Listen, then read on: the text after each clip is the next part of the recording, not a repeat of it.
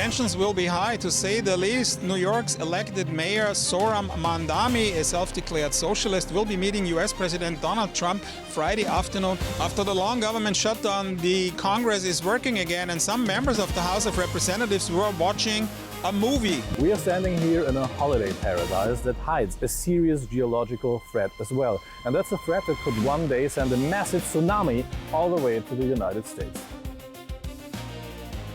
Tensions will be high, to say the least. New York's elected mayor, Zohran Mamdani, a self-declared socialist, will be meeting U.S. President Donald Trump Friday afternoon in the Oval Office. Mamdani has asked for this meeting. He wants to prepare to take over City Hall on January 1st. Of course, both have clashed. Donald Trump is calling Mamdani a communist. Mamdani is calling Donald Trump a threat to democracy and to the Constitution. And now the two men will be sitting down in the Oval Office, and a lot of things are at stake, especially here for New York City, because Donald Trump has a lot of ways that he can pressure Mamdani, that he can pressure the city as well. He can stop federal payments for New York City. He can also, in the worst case scenario, deploy the National Guard into the streets, a horror scenario that is feared here in New York after similar tactics were applied in other cities in the US, starting from Los Angeles to Chicago and other places. Mamdani wants to kind of break the ice with Donald Trump, trying to get a cooperation with the president when he prepares to take the city into his left-wing agenda-filled term. He has promised to make New York City more affordable. That, of course, now is a national discussion point as well, because Donald Trump is suffering in the polls because things have not gotten more affordable in the country. That is hurting Donald Trump. It is interesting to see, despite the political differences, that there are also the two men politicians have also things in common. They are both populists. Of course, Donald Trump on the right, Zohran Mamdani on the left, and they were able to galvanize, to mobilize voters who normally don't go to elections. And this is a strategy and a political move that both men have in common. It is unclear if the meeting will be public, if the press will be allowed in. It is certainly a very tense moment to be expected here in Washington, D.C. Friday afternoon. After the long government shutdown, the Congress is working again, and some members of the House of Representatives were watching a movie.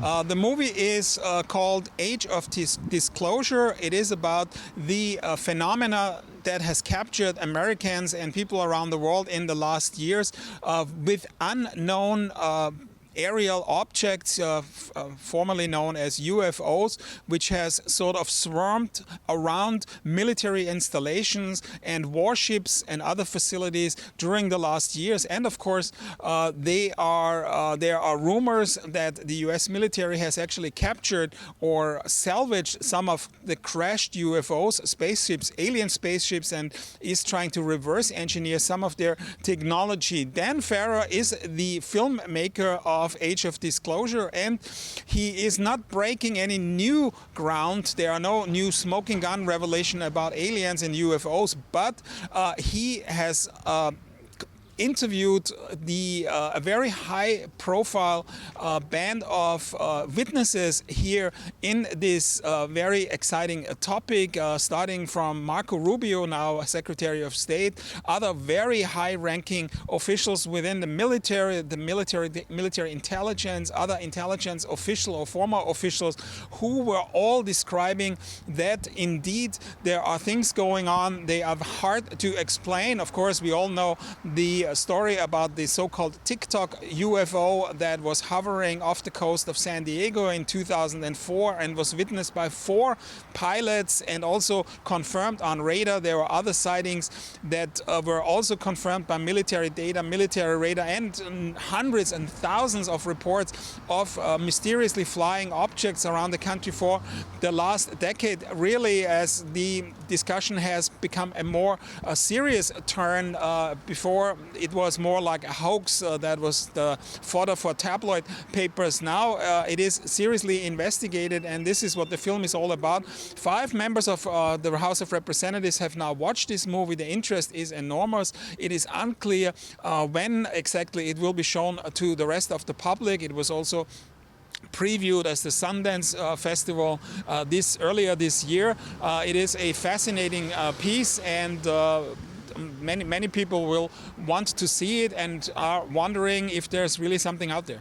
We are standing here in a holiday paradise that hides a serious geological threat as well. And that's a threat that could one day send a massive tsunami all the way to the United States.